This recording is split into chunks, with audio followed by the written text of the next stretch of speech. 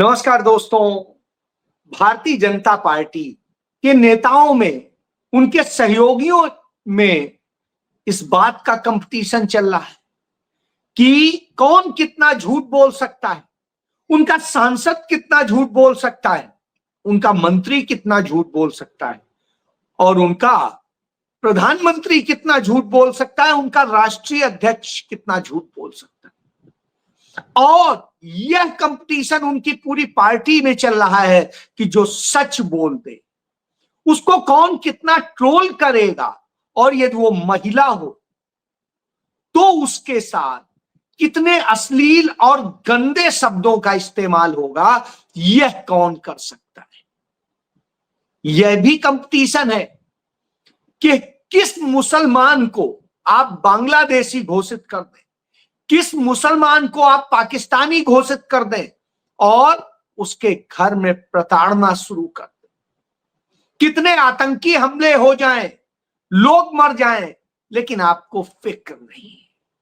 आप तो Donald Trump के आगे झुके खड़े रहेंगे और जब नेता प्रतिपक्ष कह देंगे कि यदि प्रधानमंत्री में हिम्मत है तो वो सदन में डोनाल्ड ट्रंप का नाम लेकर के बता दे कि वो झूठ बोल रहा है और वो झूठा है। यदि वो ये झूठा कह दे, हम प्रधानमंत्री की बात मानेंगे, उसकी बात नहीं मानेंगे, क्योंकि तब 29 बार और जब मैं आपसे बात कर रहा हूं 30 बार डोनाल्ड ट्रंप कह चुका कि भारत पाकिस्तान के बीच सीज फायर उसने कराया। जी हां, 30 बार हो गया। चलिए, जब तक आप हो सकता है सुने तब तक 31 बार भी हो सकता है, कोई बड़ी बात नहीं है। अब मैं आता हूं, यहां ज्ञान विज्ञान कुछ नहीं है, झूठ बोलना है, कुछ भी बोलना है, और यही भारतीय जनता पार्टी का चरित्र है। संसद के अंदर एक सांसद बोलती है, भाजपा की, एनडीए की, कहती है कि पोरस ने सिकंदर को 17 बार हराया। अब आप सोचिए, मैं भी सोचने लगा, मैं आखिर एमए तक इतिहास पढ़ के मैंने किया क्या जो मुझे इतना पता नहीं है। इतने में तो लगभग सब कुछ पता चल जाता है। फिर मुझे आया, अरे बीएससी करने वाला इतिहासकार होता है, ना कि एमए करने वाला। कंपोजिट हिस्ट्री से एमए करने वाला आदमी इतिहासकार नहीं होता है। इतिहासकार तो वो होता है जो बीएससी किए होता है, बैचलर ऑफ साइंस। जी हां, यही तो कहा था कल अमित शाह ने संसद में कि वो इतिहासकार है, इतिहास का ज्ञाता है, इतिहास पढ़ा है। अब मेरी समझ में नहीं आ रहा है बीएससी में कौन सी इतिहास पढ़ाई जाती है, क्योंकि बीएससी फर्स्ट ईयर तक तो मैंने भी पढ़ा है, तभी मैंने स्ट्रीम चेंज किया था। तो मुझे नहीं कहीं मिला कि उसमें कहीं हिस्ट्री पढ़ाई जाती है। तो जब मुझे हिस्ट्री नहीं मिली, ना 10+2 में मिली,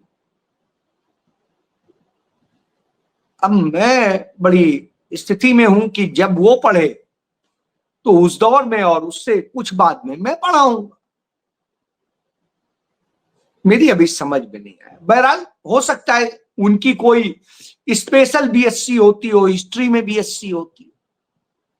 नरेंद्र मोदी की भी तो इंटायर पॉलिटिक्स में डिग्री है, तो इंटायर पॉलिटिक्स जो सब्जेक्ट ही वैसे तो नहीं होता है, लेकिन अब है तो है, अब क्या किया जा सकता है, विश्वगुरु लोग हैं।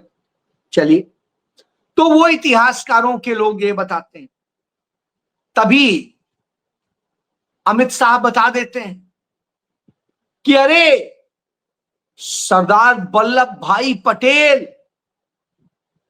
1960 में आकाशवाणी पहुंच गए, दरवाजा बंद कर दिया गया है वो कहीं रोकने के लिए पंडित जवाहरलाल नेहरू को कि कहीं वो पीओके पाकिस्तान को देने की घोषणा न कर दे। मैंने कहा, अच्छा भाई, ये तो मुझसे ज्यादा जानते होंगे क्योंकि ये गुजरात से आते हैं, मैं तो गुजरात से नहीं हूं। और सरदार वल्लभ भाई पटेल गुजरात के थे और वो वहीं पे, मेरी जानकारी के मुताबिक, जब उनका निधन हुआ तो वो चाहते थे कि मुंबई में उनका अंतिम संस्कार हो, वहां अंतिम संस्कार हुआ था, उसके मुताबिक तो 1950 था। बहरहाल मैंने सोचा चलो कोई नई तारीख होगी, नया तरीका होगा, इजाद करने का इन्होंने कर लिया। चलिए, इसके बाद में आता है, कोई बोलता है कि जयशंकर गृह मंत्री, चलिए मैंने इसको कहा जवान फिसल गई होगी, कोई बात नहीं, इसको मैं नहीं मानता हूं। फिर अमित शाह कहते हैं कि जिस तरह से कि तमाम सारी घटनाएं होती रही हैं उनके समय में, तब मुझे आता है तो आपके समय में क्या हो रहा था? उसी गुजरात में सबसे बड़े सांप्रदायिक दंगे आप ही के गुजरात में हुए थे, आप गृह मंत्री थे, नरेंद्र मोदी जो है मुख्यमंत्री थे, तो क्या उनका बता रहे हैं? बहरहाल जो भी बता रहे हैं। फिर उन्हीं की एक बिहार से सांसद है, भूमिहार परिवार की बेटी थी, एक दलित से शादी करके और उसका लाभ ले रही हैं राजनीति में, तो वो सांसद हैं, वो बताती हैं कि 2001 में जब कांग्रेस के समय में संसद पर हमला हुआ था, सबसे बड़ा हमला हुआ था, तब आप नहीं बोले। बड़ा अजीब लगा मुझे लगा उस समय तो अटल बिहारी वाजपेयी थे शायद प्रधानमंत्री, एनडीए की ही सरकार थी और वो एनडीए की ही सांसद हैं। फिर भी अब मैंने कहा हो सकता है, क्या कहा जाए, इन्हें ज्यादा नॉलेज होगा क्योंकि ये तो सांसद हैं, हम तो सामान्य से व्यक्ति हैं। तब इस तरह से जब ये चीजें आती हैं तो लगता है यार क्या हो रहा। चलिए इसी पे आते हैं। तो आज जो अनुराग ठाकुर हैं वो एक और चीज कह देते हैं कि श्रीमती इंदिरा गांधी ने पाकिस्तान से युद्ध रुकवाने के लिए चिट्ठी लिखी थी राष्ट्रपति निक्सन को कि युद्ध रोक दीजिए, गिड़गिड़ा रही थी। साहब हमें भी लगा इंदिरा जी गिड़गिड़ा रही थी, अरे ये तो हम पहली बार जान रहे हैं। हमने चलिए हो सकता है इनको नॉलेज ज्यादा हो, तो ये है। फिर हमने कहा चलो अब यार थोड़ा चेक ही कर लिया जाए कि क्या सही है और क्या गलत है, तो इसी पे बात कर ले। तब मैंने खोजा तो मुझे मिला कि 5 दिसंबर 1971 को श्रीमती इंदिरा गांधी ने राष्ट्रपति निक्सन को चिट्ठी लिखी थी, क्योंकि 3 दिसंबर से 1971 को पाकिस्तान ने प्रवोक करने के लिए हमले करने शुरू किए थे। तो उन्होंने यही लिखी थी कि पाकिस्तान को आप समझा लीजिए, आप उसका संरक्षण कर। तो वो ऐसी दुस्साहस ना करे, अनियंत्रित आक्रामकता और दुस्साहस रोके, नहीं तो फिर देखा जाए। बहरहाल अमेरिका ने उसे न रोका न कुछ हुआ। इंदिरा गांधी ने ताकीद कर दिया जिससे वैश्विक मंच पर संयुक्त राष्ट्र संघ में कहा जा सके कि हमने पहले देखिए चिताया था, उसके बाद हमने एक्शन लिया। नरेंद्र मोदी की तरह नहीं कि हाँ चोरी छिपे रात के अंधेरे में, नहीं, रात के अंधेरे में नहीं, दिन के उजाले में लड़ेंगे। तो उसके बाद में श्रीमती इंदिरा गांधी ने जवाब देना शुरू किया, और जब भारत ने जवाब दिया तो तब अमेरिका ने, राष्ट्रपति निक्सन ने इंदिरा जी को धमकाने की कोशिश की थी। तब इंदिरा जी ने कहा कि हमने आपको पहले ही चेताया था, आपने नहीं सुना, अब आप 7वां नहीं कोई भेड़ा भेज दीजिए, हम आपसे डरने वाले नहीं हैं। और तब 10 दिसंबर 1971 को अमेरिका ने अपना 7वां बेड़ा भेज दिया, जो 14 दिसंबर को आ गया बंगाल की खाड़ी में। और जब वो आ गया तो इंदिरा गांधी ने अपने हमले और डबल कर दिए। नतीजतन 16 दिसंबर 1971 को पाकिस्तान के जनरल नियाजी ने भारत के जनरल अरोड़ा के सामने आत्मसमर्पण किया, हथियार डाले, घुटनों पे बैठा दिया गया। जी हां, 73 नहीं 93,000 सैनिकों को, अफसरों को।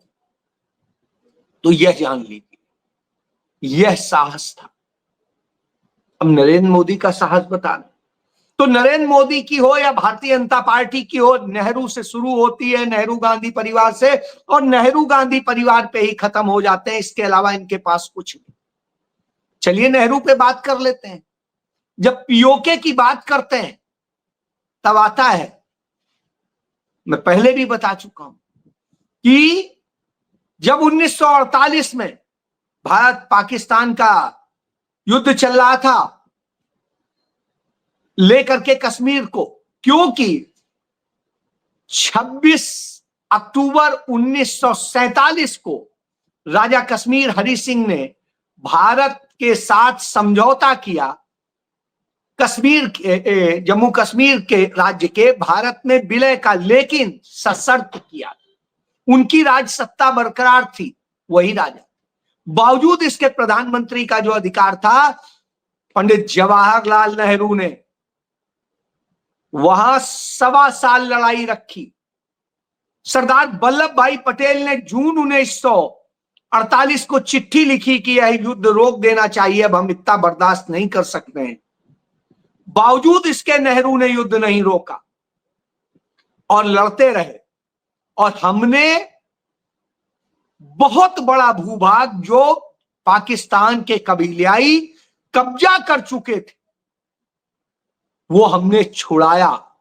यानी जितना कब्जा कर चुके थे उसका 60% हमने छुड़ा लिया।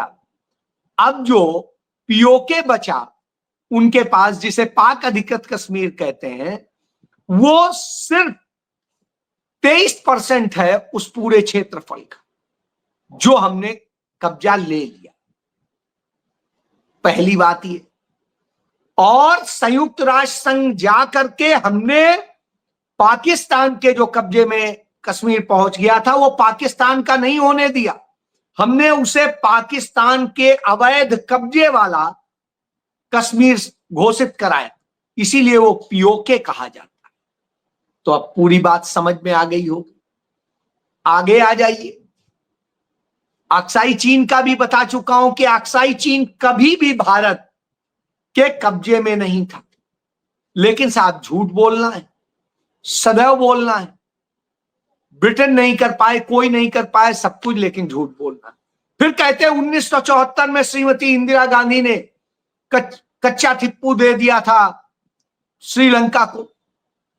यदि आपको थोड़ा सा भी पढ़े लिखे हो तो आपको पता होगा ब्रिटिश हुकूमत के समय में और उसके पहले यह एक ज्वालामुखी के फटने से 14वीं शताब्दी में एक बना था, और यह सिर्फ 1.25 किलोमीटर का है। पूरा टीला 1.25 किलोमीटर का है, और उस 1.25 किलोमीटर के टीले पे जो बीच समुद्र में है वहां पानी नहीं होता है, कुछ नहीं होता है। सिर्फ मछुआरे वहां से जाते थे, मच्छी मारते थे। तो आए दिन विवाद होता था जो है, और उस समय जाफना राज्य होता था। जाफना राज्य के वो कब्जे में था, भारत के नहीं। लेकिन बाद में जाफना राज्य के राजा ने रामेश्वरमपुरम के जो जमींदार थे उनको वो दे दिया था देखरेख के लिए। वो उनके पास रहा, जिस आधार पर भारत दावा करता था कि ये हमारा है। लेकिन 1921 में ब्रिटिश हुकूमत ने वो वापस श्रीलंका को सौंप दिया, तब सीलोन होता था, उन्हें सौंप दिया और आधिकारिक तौर पे उन्हें दे दिया। तो भारत के कब्जे में कभी भी कच्चा टिप्पू नहीं रहा। उस विवाद को खत्म किया था श्रीमती इंदिरा गांधी ने, कहा था ठीक है हम इस विवाद को खत्म करते हैं, आपका ही है, लेकिन हमें निगरानी चौकी, सैन्य टुकड़ी इस क्षेत्र में, उसके लिए आपको अनुमति देनी हो। और यह समझौता करके भारत को सुरक्षित किया। इसी तरीके से बांग्लादेश, इसी तरीके से दूसरे। तो हर चीज के झूठ बोलेंगे। यदि सवाल कर दीजिए कि 1947 में भारत का क्षेत्रफल क्या था और जब 2014 में नरेंद्र मोदी सत्ता में आए हैं तब कितना था, और 2014 के बाद अब 2025 में कितना है, तो साहब उसका जवाब नहीं देंगे, क्योंकि उसमें फंस जाएंगे। तब 1 लाख वर्ग किलोमीटर से अधिक की जमीन भारत ने उसके बाद बढ़ाई। और रही बात यदि करेंगे कि नरेंद्र मोदी के शासनकाल में, तो उसमें उल्टा घटी है भारत की जमीन, बढ़ी नहीं है, लगातार घटी है। डेटा मांग लीजिए आप, तो झूठ बोलने वाले हैं। अब आ जाता हूं कि कैसे यह झूठ बोलते हैं कि जो सबसे ज्यादा आतंकी हमले जो है कांग्रेस के सरकार में हुए। और जब ये कांग्रेस की सरकार की बात करते हैं, तब आप जान लिए 2014 से 2023 तक भारत में राउंड फिगर में 35,000 आतंकी घटनाएं हुई हैं। एग्जैक्ट है 3,469, यानी कुल मिलाकर के यदि राउंड फिगर में देखें 3500 घटनाएं हुई हैं इनके समय में। और इनके समय में 728 सैनिक हमारे शहीद हुए। और यह 2023 तक का आंकड़ा है। 23 के बाद में लगातार बहुत सारी घटनाएं हुई और उनको ले। और ये मैं घटनाएं सिर्फ कश्मीर की बता रहा हूं, सिर्फ कश्मीर की। कश्मीर से बाहर भी हुई हैं, उसका भी एक देख लीजिए। 23 दिसंबर 2014 को असम में हिंसा हुई, आतंकी हिंसा हुई और 85 लोग मारे गए। 28 दिसंबर 2014 को आतंकी बम विस्फोट हुआ बेंगलोर में और उसमें जो है मारे गए। इसके बाद में 20 मार्च 2015 को जम्मू में आतंकी हमला हुआ और उसमें आधा दर्जन लोग मारे गए। इसके अलावा जो मौजूदा जम्मू कश्मीर के राज्यपाल हैं, उनके समय की यदि घटना को ले लें तो मनोज सिन्हा के समय में 608 घटनाएं हुई हैं, आतंकी घटनाएं, जिनमें हमारे 200 सुरक्षाकर्मी मारे गए। और अभी की घटनाओं को भी जोड़ लेंगे तो बहुत लंबी फेहरिस्त हो जाएगी। चलिए, तो ये तो हो गई मरने वालों की फेहरिस्त। कारगिल बचाने वालों के भी साथ में ये हमला करते हैं, वो भी देख लीजिए। पुणे में, प्रतापगढ़ यूपी में एक जिला है, वहां के रहने वाले पुणे में रहते हैं, वो सेना के जो हकीमुद्दीन शेख थे, उनके घर पर रात में 80 पुलिस वाले पहुंच जाते हैं, घर घेर लेते हैं, सादी वर्दी में जाते हैं। उन्हें यह नहीं समझ में आता कि आतंकी हैं, ये कौन है, क्या है। उनके साथ कुछ भाजपा के लोग थे, भाजपा शिवसेना के लोग थे, और उनके घर में प्रताड़ित किया जाता है परिवार। कहा जाता है तुम बांग्लादेशी हो, तुम ये हो, तुम वो बताते हैं भैया हम कोई बांग्लादेशी नहीं, हमारा तो 400 साल का आप इतिहास ले लो। और दूसरी चीज वो ये भी बता देते हैं कि आप देखो, चाहे 1965 की लड़ाई हो, वीर अब्दुल हमीद के साथ मेरे चाचा लड़े थे, और उसके बाद 1971 की लड़ाई हो, या कारगिल का युद्ध हो जो संघर्ष हुआ था, वो कारगिल ऑपरेशन में भी लड़े थे। तो साहब हम तो उस परिवार से।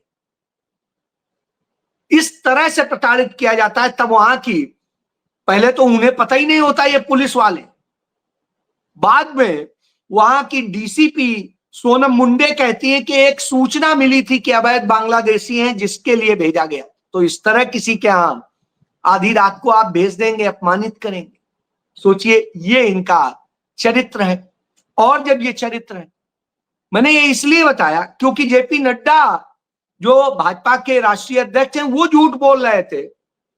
वो राज्यसभा में बोले कि जिस तरीके से वो हमें गोलियों से भूनते रहे और हम उन्हें बिरयानी खिलाते रहे। उज्जवल निकम जो सीबीआई के वकील थे, उन्होंने ही ये शब्द कहे थे, बिरयानी खिलाने की कसम। और उन्होंने ही कहा कि नहीं, मैंने तो जुमला ऐसे ही बोला था, मैं ये कोई सही नहीं। मतलब वो खुद ही से डिनाई कर चुके हैं और जेपी नड्डा ये बोल रहे हैं। अब वो राज्यसभा के सदस्य हैं। वही झूठ ये बोल रहे।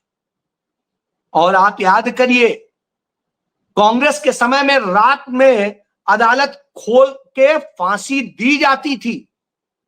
नरेंद्र मोदी की सरकार के समय में 2015 में अदालतें खोल के फांसी रोकी गई। यह अंतर है दोनों में। तो इससे आप समझ लीजिए। अब लोगों ने यह भी पूछ लिया, जब इतनी बात बता रहे हो तो यह बता दो कि एनआईए जिनके मारने को, जिन्हें आतंकी बता रही है पहलगाम का, जो मारने का दावा कर रही है, सुलेमान, जिब्रान, अफगानी, तो साहब यदि ये आतंकी थे तो जो आपने पहले बताए हासिम मूसा, आदिल और अली, वो कहां है? वो कहां चले गए? वो थे या ये हैं या कौन है? न मास्टरमाइंड, आज तक 3-3 मास्टरमाइंड बदल चुके, 3-3 कहानियां बदल चुके, और अब ये कहानी एक नई आ गई संसद सत्र चलने के दौरान। तब इन सब सत्र को लेकर के उस घटना के जो सबसे पहले जो मारे गई थी जिन्हें गोली, वो कानपुर के वो शुभम द्विवेदी, उसकी पत्नी आयशा द्विवेदी कहती हैं कि हमें तो उम्मीद थी, प्रधानमंत्री से मिले भी थे, कि वो वहां सदन में कुछ बोलेंगे, हमारे लिए भी कुछ सम्मान से बोलेंगे, नाम लेंगे, कुछ कहेंगे, लेकिन उन्होंने तो नहीं किया। लेकिन मैं धन्यवाद करूंगी प्रियंका गांधी जी का, राहुल गांधी जी का, कि उन्होंने नाम लिया और हमारे हक की बात कही और वहां हमें शहीद कहा इस पर।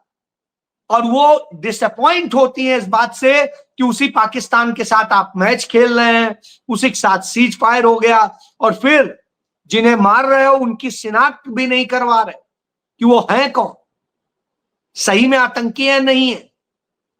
साहब हालत बिगड़ जाती है। तब पूरी भारतीय जनता पार्टी और उनके लोग ट्रोल करने लगते हैं इसको, उस शहीद विधवा बेवा को, और कितने गंदे गंदे शब्द कह रहे हैं सोशल मीडिया पे, आप पढ़ लीजिए, आपको शर्म आएगी। ऐसे में अपने चेहरे को छिपाने के लिए, इस गंदे चेहरे को छिपाने के लिए भारतीय जनता पार्टी, नरेंद्र मोदी क्या खेल कराते हैं वो भी जान लीजिए। अंबानी के चैनल न्यूज 18 से एक खबर चलवाई जाती है, और उस खबर में जो कहा जाता है वो यह कहा जाता है कि राहुल गांधी ने जो कहा कि डोनाल्ड ट्रंप को कहें कि वो झूठा है और ये है, तो आप सोचिए, तो उसमें कहते हैं सूत्र, आधिकारिक सूत्रों के मुताबिक। सूत्र कौन है? सूत्र मूत्र, वही जो कह रहे थे, कभी सूत्र कहते थे कराची पे कब्जा कर लिया, कभी कहते थे इस्लामाबाद पे कब्जा कर लिया, कभी कहते थे लाहौर पे कब्जा कर लिया, और कभी बिहार में बता रहे थे बांग्लादेशी और म्यांमार और नेपाल के लोग मिल रहे हैं, विदेशी नागरिक मिल रहे हैं, वही ये कह रहे हैं। अब आप सोचिए, तो कौन कह रहा है? बताइए ना। कि राहुल गांधी का यह बयान कोई मायने नहीं रखता, बचकाना है। अरे बचकानी तो आप कर रहे हैं, आपके अंदर हिम्मत नहीं, इसीलिए दिल्ली यूनिवर्सिटी के प्रोफेसर, सांसद, राज्यसभा सदस्य मनोज झा जैसा विद्वान व्यक्ति सदन में कहता है कि नेहरू के बिना आपकी बात शुरू नहीं हो सकती, खत्म नहीं हो सकती। तो इससे यह तो तय है कि वो इतना बड़ा आदमी था कि उसके बिना भाजपा का काम नहीं चल सकता, किसी का काम नहीं चल सकता। तो अब कम से कम यह करिए, जिस ट्रंप ने इस तरह की हरकत की है, 30वीं बार भी बोल दिया है कि हमने सीज फायर कराया, तो वो झूठा है, यह प्रस्ताव लाइए और इसे हम पास करें। हम इसके पक्ष में वोट देंगे कि डोनाल्ड ट्रंप झूठा है और हमारे प्रधानमंत्री नरेंद्र मोदी सच्चे। आ जाए बात, ये प्रस्ताव आ जाए 2 लाइन का। एक लाइन कि डोनाल्ड ट्रंप झूठा है, वो झूठे दावे कर रहा है, और नरेंद्र मोदी सच्चे दावे कर रहे हैं। आ जाए, बहुत अच्छी बात है। यदि हिम्मत है तो ले आइए, नहीं ला पाएंगे क्योंकि ये कायरों की विसात। जी हां, जय।